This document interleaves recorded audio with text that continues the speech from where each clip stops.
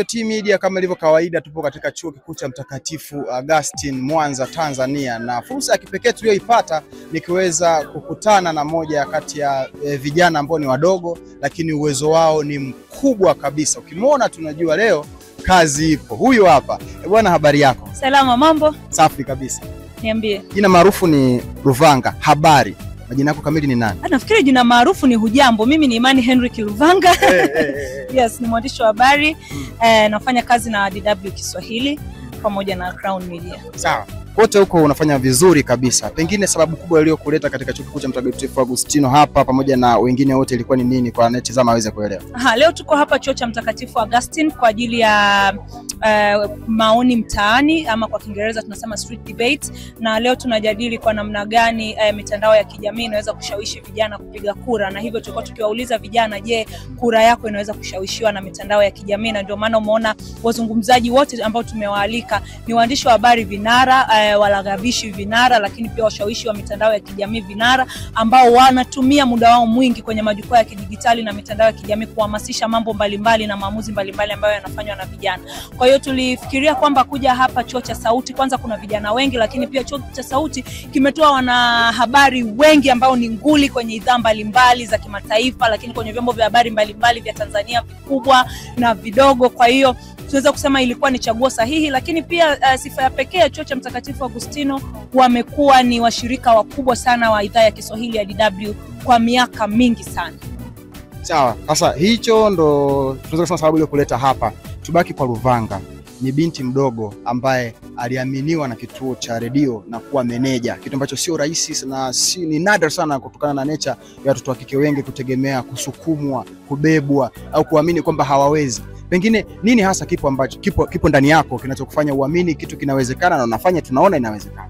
Ambacho kipo ndani yangu ni kiu ya kubadilisha masimulizi, ama ile kiu ya kuchange the narrative, kwa sababu kwenye jamii zetu tumekuwa na mitazamo ya kwamba msichana hawezi, mtoto wa kike hawezi, ama akipewa nafasi labda ametoa rushwa ya ngono, ama labda amependelewa na vitu kama hivyo. Kwa hiyo mimi nilitaka kumuonesha mtoto wa kike na kijana kwamba inawezekana kwa utashi wako, kwa akili yako, ni tu wewe ufahamu kwamba nini unataka, nini unaweza kufanya, na ujinoe kwenye kile kitu ambacho una kiu ya kuleta kwenye jamii, kwa sababu naamini kila mmoja kwenye jamii, awe mwanamke au mwanaume, ana nafasi ya kuleta mabadiliko, ana nafasi ya kubadilisha kitu, lakini kumekuwa na uaminikaji mdogo sana kwa wanawake na wasichana. Kwa hiyo mimi nilisema kwamba naweza kuwa miongoni, kwa sababu siko peke yangu, kuna wanawake wengi, kuna wasichana wengi ambao wanafanya vitu vikubwa kwenye sekta mbalimbali. Kwa hiyo nilijiona kwamba naweza kuwa miongoni mwa wasichana na wanawake ambao wanahamasisha wanawake wengine na kuwaonesha kwamba kitu chochote ambacho unakitaka kinawezekana. Muhimu uwe na ndoto, nidhamu na hofu ya Mungu, lakini pia uzidi kujielimisha.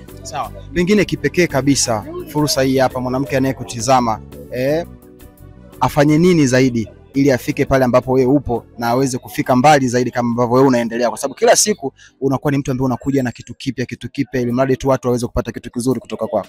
Kuna wimbo mmoja wa Harmonize ana mashairi yake anasema umri ni namba.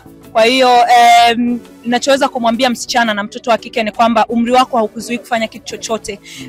Haijalishi hata kama una miaka zaidi chini ya 20 ama ngapi, usisubiri kwamba uje kuwa mkubwa ama kuja kuwa kupata nafasi kubwa baada ya wewe kupata umri mkubwa. Hapana, ukiwa na uwezo, umri ni namba tu, na unaweza kufanya kitu chochote, unaweza kufanya vitu vikubwa, unaweza kuleta mabadiliko chanya kwenye jamii. Muhimu ujiamini, lakini pia uwe na nidhamu na usinganganie, usitumie wanamke wako kama kigezo cha kutaka kuonewa huruma, lakini tumia akili yako. Tunavyosema ile tunataka 50-50, haimaanishi kwamba wanawake tukajaze nafasi ama tukatick box. Tunamaanisha kwamba tunataka kupewa nafasi na sauti zetu zisikike, mabadiliko ambayo tunaweza kuleta yaonekane na uwezo wetu uonekane. Kwa hiyo tunavyoingangania ile 50-50, tusiseme kwamba kwa sababu mimi ni mwanamke, lakini tuhakikishe tunapewa nafasi kwa sababu tuna uwezo, kwa sababu sisi tukionesha, manake tunatoa fursa ya wanawake wengine wengi zaidi kuaminiwa kwenye sehemu mbalimbali.